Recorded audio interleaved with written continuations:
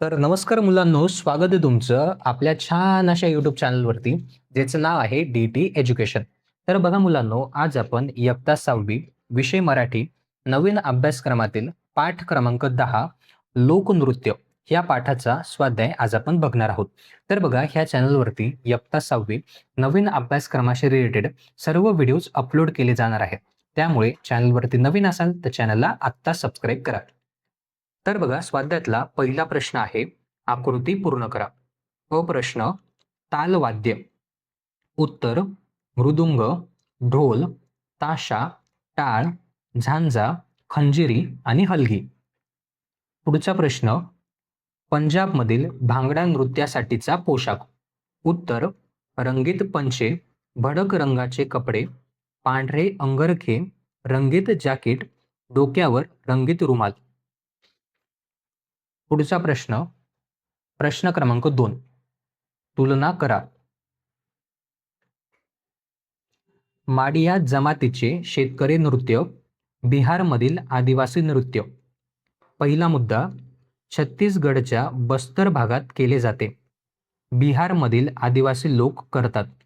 दुसरा मुद्दा, डोक्यावर पिसांचे शिडे खोवतात, डोक्यावर रंगीत फडके व पिसे खोवतात. तिसरा मुद्दा, बैलांची शिंगे व कवड्यांच्या माळा वापरतात, गळ्यात चांदीचे दागिने घालतात. चौथा मुद्दा, हातात लांब मृदुंग घेऊन नाचतात, ढोलके वाजून स्त्रिया तालावर नाचतात. पुढचा प्रश्न, प्रश्न क्रमांक 3, पुढील लोकनृत्यांचे थोडक्यात वर्णन करा. प्रश्न, रासनृत्य. उत्तर, गुजरातमधील रासनृत्य प्रसिद्ध आहे. रंगीबेरंगी पोशाख घालून हातात टिपऱ्या घेऊन स्त्री पुरुष वर्तुळाकार फिरत नृत्य करतात. या वेळेच्या टिपऱ्यांचा नाच पाहण्यासारखा असतो. प्रश्न, भांगडा नृत्य. उत्तर, पंजाबमधील भांगडा नृत्य विशेष प्रेक्षणीय आहे. भडक रंगाचे कपडे, रंगीत जॅकेट व रुमाल घालून ढोलाच्या तालावर उत्साहाने नाचले जाते. प्रश्न, दिंडी नृत्य. उत्तर, महाराष्ट्रातील वारकरी मंडळी मृदुंग, वीणा व टाळ्यांच्या साथीने अभंग म्हणत दिंडी नृत्य करतात. नाचत गात देवदर्शनासाठी जातात. अभंग म्हणताना ही मंडळी एकदा डावीकडे व एकदा उजवीकडे वळून मोठ्या ढंगदार रीतीने नाचत असतात. त्या तालावर टाळ्या वाजवत नाचू लागतात. हे विशेष होय. पुढचा प्रश्न, प्रश्न क्रमांक 4, 3-4 वाक्यात उत्तरे लिहा. प्रश्न, महाराष्ट्रातील दिंडी नृत्य व गुजरातमधील रास नृत्य यांची वैशिष्ट्ये लिहा. उत्तर, दिंडी नृत्य वारकरी मंडळी मृदुंग, वीणा, टाळ्यांच्या साथीने करतात. अभंग म्हणत तालावर नाचतात. रास नृत्यात रंगीबेरंगी पोशाख घालून हातात टिपऱ्या घेऊन स्त्री पुरुष वर्तुळाकार फिरत नाचतात. पुढचा प्रश्न, प्रश्न क्रमांक 8, छत्तीसगडमधील बस्तर भागातील माडिया जमातीच्या शेतकऱ्यांच्या लोकनृत्याचे वर्णन करा. उत्तर, माडिया जमातीचे लोक डोक्यावर पिसांची शिडे खोवतात. त्यांना बैलांची शिंगे व कवड्यांच्या माळा बांधतात. हातात लांब मृदुंग घेऊन पेरणी व सणाच्या वेळी नृत्य करतात. पुढचा प्रश्न, प्रश्न क्रमांक लोकनृत्यातून कोणकोणत्या गोष्टी शिकायला मिळतात. उत्तर, लोकनृत्यातून एकता, सहकार्य, सामूहिकता, परंपरांचे जतन, आनंदाने जगणे आणि सांस्कृतिक मूल्यांचे महत्त्व शिकायला मिळते. पुढचा प्रश्न, प्रश्न क्रमांक भारत देश लोकनृत्याच्या दृष्टीने श्रीमंत आहे, असे लेखिकेने का म्हटले. उत्तर, भारतातील प्रत्येक राज्यातील लोकनृत्य वेगवेगळी व वैशिष्ट्यपूर्ण आहेत. स्त्रियांची, पुरुषांची व स्त्री पुरुषांची एकत्र अशी अनेक प्रकारचे नृत्य आहेत. त्यामुळे भारत देश हा लोकनृत्यांच्या दृष्टीने श्रीमंत आहे. पुढचा प्रश्न, प्रश्न क्रमांक 5, पुढील प्रश्नांची थोडक्यात उत्तरे लिहा. प्रश्न, लोकनृत्याचे प्रकार सांगा. पहिला प्रकार, स्त्रियांचे लोकनृत्य. दुसरा प्रकार पुरुषांची लोकनृत्य. तिसरा प्रकार स्त्री पुरुषांची एकत्रित लोकनृत्य. पुढचा प्रश्न, लोकनृत्याच्या वेळी कोणकोणती वाद्ये वाजवली जातात? उत्तर, मृदुंग, ढोल, ताशा, हलगी, खंजिरी, झांजा, टाळ, टिपऱ्या, तुणतुणे, डफ इत्यादी वाद्य वाजवली जातात. पुढचा प्रश्न, प्रश्न क्रमांक ई. भांगडा नृत्य प्रेक्षणीय का वाटते? उत्तर, भडक रंगाचे पोशाख, रंगीत रुमाल, जॅकेट आणि ढोलाच्या तालावर उत्साहाने केलेले नृत्य यामुळे भांगडा नृत्य प्रेक्षणीय वाटते. पुढचा प्रश्न, प्रश्न क्रमांक 6. पुढील शब्दांवरून लोकनृत्याचा प्रकार ओळखा. अ. मृदुंग, वीणा, अभंग. उत्तर, दिंडी नृत्य. आ. तांबडा रुमाल, टिपऱ्या. उत्तर, रासनृत्य. ई. रंगीत रुमाल, रंगीत पंचे. उत्तर, भांगडा नृत्य. ई. बैलांची शिंगे, कवडांच्या माळा, माडिया जमातीचे शेतकरी नृत्य.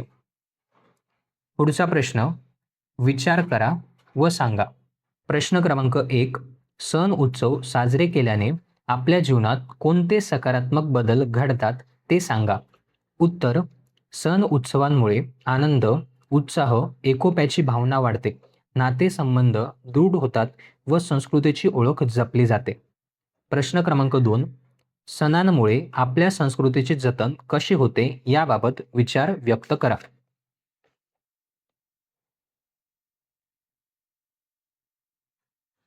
उत्तर, सणांमुळे परंपरा, चालीरीती, लोककला व संस्कृती पुढील पिढींपर्यंत पोचते, त्यामुळे आपल्या संस्कृतीचे जतन होते.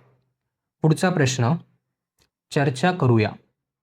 पहिला प्रश्न, महाराष्ट्रातील पंढरपूरची वारी व परंपरा याबद्दल घरातील मोठ्या व्यक्तींशी चर्चा करा व माहिती मिळवा.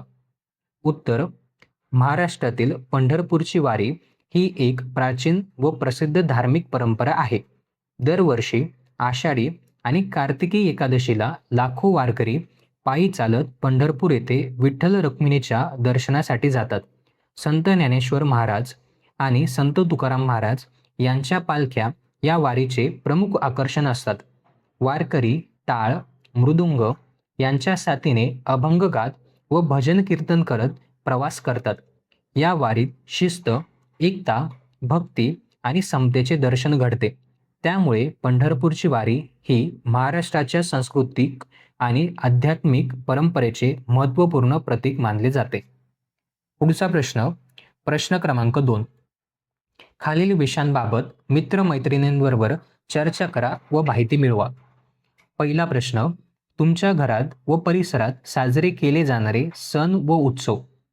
उत्तर, दिवाळी, गणेशोत्सव, गुढीपाडवा, होळी, नवरात्र, मकर संक्रांत इत्यादी. 2. सणांचे व उत्सवांचे बदलते स्वरूप. उत्तर, आजकाल सण व उत्सव आधुनिक पद्धतीने साजरे केले जातात. सजावटीसाठी नवीन तंत्रज्ञान व आकर्षक रोषणाईचा वापर केला जातो. सामाजिक उपक्रम, पर्यावरण संवर्धन आणि स्वच्छतेवर भर दिला जातो. पुढचा प्रश्न, खेळूया शब्दांशी. पहिला प्रश्न, समानार्थी शब्द लिहा. आनंद, हर्ष, धरणी, पृथ्वी, वारा, पवन, पाय, चरण. पुढचा प्रश्न, प्रश्न क्रमांक 2. खालील वाक्प्रचारांचा अर्थ सांगून वाक्यात उपयोग करा. अ. अचंबा वाटणे, आश्चर्य वाटणे. वाक्य, जादूचा खेळ पाहून मला अचंबा वाटला. तहानभूक हरपणे, भान विसरणे. वाक्य, खेळात रमल्यामुळे मुलांची तहानभूक हरपली. एकजीव होणे, पूर्णपणे मिसळून जाणे. वाक्य, सणांच्या वेळी गावातील सर्व लोक एकजीव होतात. तर बघा मुलांनो, हा होता आपला आजचा व्हिडिओ. आजच्या व्हिडिओमध्ये इयत्ता 6वी विषय मराठी नवीन अभ्यासक्रमातील पाठ क्रमांक 10 या पाठाचा स्वाध्याय आज आपण बघितला.